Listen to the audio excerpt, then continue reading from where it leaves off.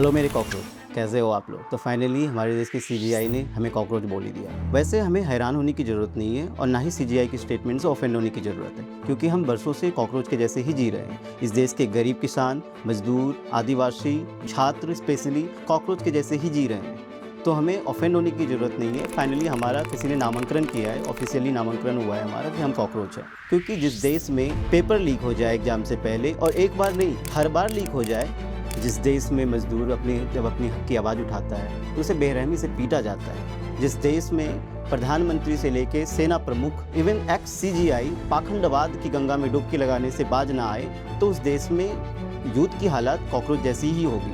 हाँ, हालांकि ये अच्छा नहीं लगता है सुनने में, लेकिन ये रियलिटी है, तो हमें एक्सेप्ट करना चाहिए, हम कॉकरोच जैसे ही हैं।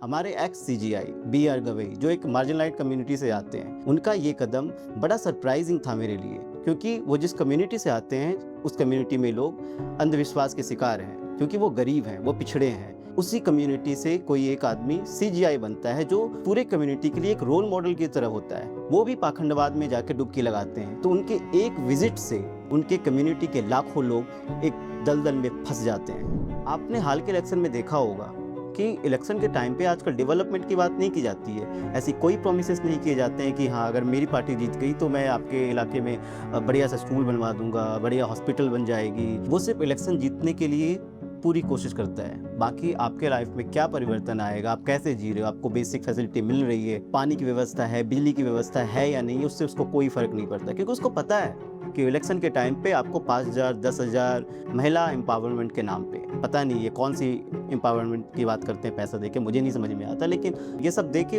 आपसे वो वोट ले लेंगे। वो इसको लेके एकदम श्योर हैं, तो वो क्यों परवाह करेंगे आपकी।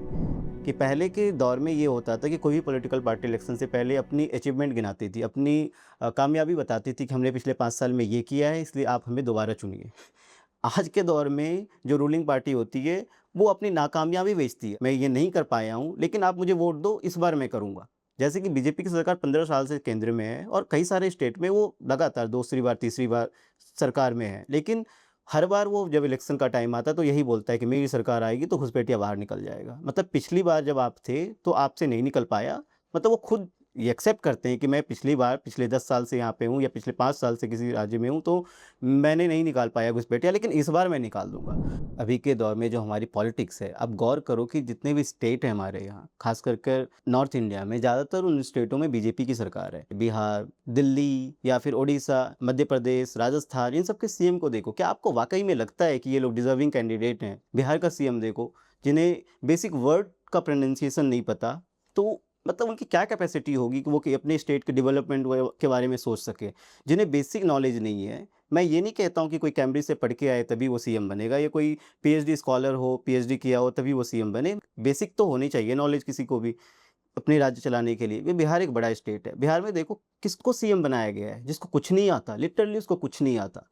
वो सोचो आपकी वो कैसे आपका राज्य का विकास कर सकता है, जब उसकी सोचने की क्षमता ही विकसित नहीं है, उसके पास वो क्षमता ही नहीं है कि वो सोच सके कि कैसे डेवलपमेंट किया जाए। क्योंकि उसने डेवलपमेंट के नाम पे वोट भी नहीं माँगा है, तो आप उसको ब्लेम भी नहीं कर सकते हो कि आपने कुछ किया नहीं। अब किसी भी नॉर्थ इंडिया में किसी भी सीएम को उठा के देखो, चाहे वो दिल्ली की सीएम रेखा गुप्ता हो, यूपी का सीएम योगी आदित्यनाथ हो, या बिहार का सीएम हो, ओडिशा का सीएम हो, सब के सब पपेट हैं। उनको कुछ नहीं आता। वो आपके राज्य का विकास कर ही नहीं सकते। वो बस सेंटर के द्वारा चुना गया एक तोता है, सेंटर के इशारों पे चलने वाला एक पपेट, बस इससे ज़्यादा कुछ नहीं। योगी आदित्यनाथ का स्टेटमेंट, मतलब एक सीएम का स्टेटमेंट ये है कि तुम मुझे खून दो, मैं तुम्हें आज़ादी दूंगा, ये विवेकानंद ने कहा था।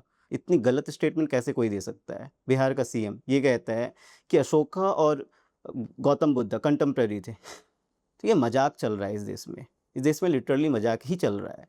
मैं ये नहीं कहूँगा कि हमारे देश का पीएम भी शायद ऐसा ही कुछ है, वो मैं आप पे छोड़ देता हूँ कि अगर आप उनका विश्लेषण करें कि उनसे भी ऐसी स्टेटमेंट बहुत निकल रहे हैं। मैं अंत में बस यही कहना चाहूँगा कि इस देश को कॉकरोच से कोई नुकसान नहीं है। इस देश को नुकसान है दीमक से। इस देश के जो करप्ट पॉलिटिशियन हैं, जो बीजेपी, आरएसएस के लोग हैं, वो इस देश को दीमक की तरह खोखला करते जा रहे हैं। ये देश 100 साल पीछे जा चुका है और दुःख की बात ये है कि ये प्रोसेस लगातार जारी है।